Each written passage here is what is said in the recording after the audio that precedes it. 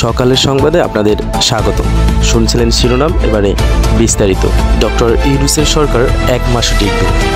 প্রত্যেককেই আমি শিক্ষা দিয়ে ছাড়ব, আর আমি যেটা বলি আমি করি। শেখ হাসিনার দাম্ভিক আস্ফালন। পতিত সরকারের প্রধানমন্ত্রী শেখ হাসিনার নতুন ফোন রেকর্ড ভাইরাল হয়েছে। গোপালগঞ্জ সদর উপজেলা ছাত্রলীগের যুগ্ম আহ্বায়ক ও গোড়াশি ইউনিয়নের বাসিন্দা পরিচয়ে শেখ হাসিনার সাথে পরিস্থিতি তুলে ধরে কথা বলেন এক তরুণ।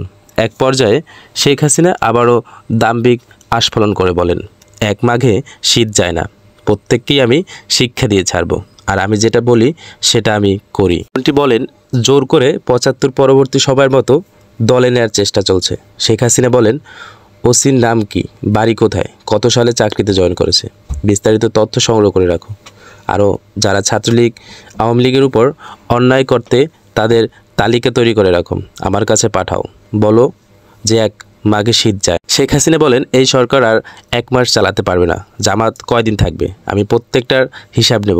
পুলিশের জন্য আমি 15 বছরে কি না করেছি, আমি ছাত্রলীগের গায়ে যারা হাত দিয়েছে তাদের প্রত্যেক সেই হিসাব দিতে হবে। প্রত্যেককে আমি শিক্ষা দিয়ে ছাড়ব।